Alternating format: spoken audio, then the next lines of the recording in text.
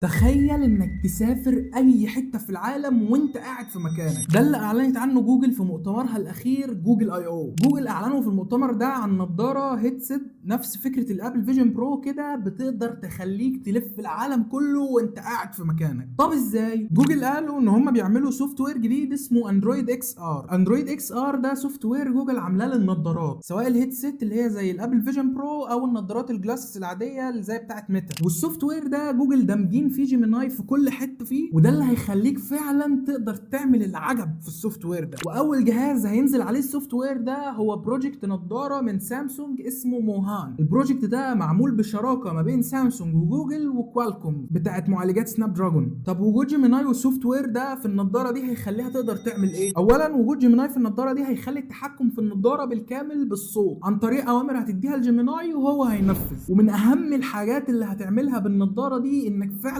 تقدر تسافر العالم كله وانت قاعد في مكانك. جوجل غالبا مطورين ابلكيشن جوجل ماب للسوفت وير ده مخصوص، لان جوجل قالوا انك تقدر تقول لجيميناي يوديك في اي حته في العالم وهيوديك ويخليك تشوف المكان اكنك جواه بالظبط. وبنفس المنطق ده هيخليك تحضر اي مؤتمر في العالم او اي ماتش في العالم كانك في الاستاد او في القاعه بتاعه المؤتمرات. وعلى فكره الكلام ده مش احلام المستقبل والكلام ده، لا، ده جوجل قالت النضاره دي هتنزل خلال السنه دي بالكتير. اما النظارات العاديه اللي هي الجلاسز دي هتخليك تقدر تكلم اي حد في العالم باي لغه في العالم من غير ما تكون بتعرف اللغه دي. بس كده الفيديو هيطول مننا، فاعمل فولو عشان تشوف بارت 2 من الفيديو ده بكره، وتاكد انك عارف ان كان معاك عراقي من مصر، والسلام.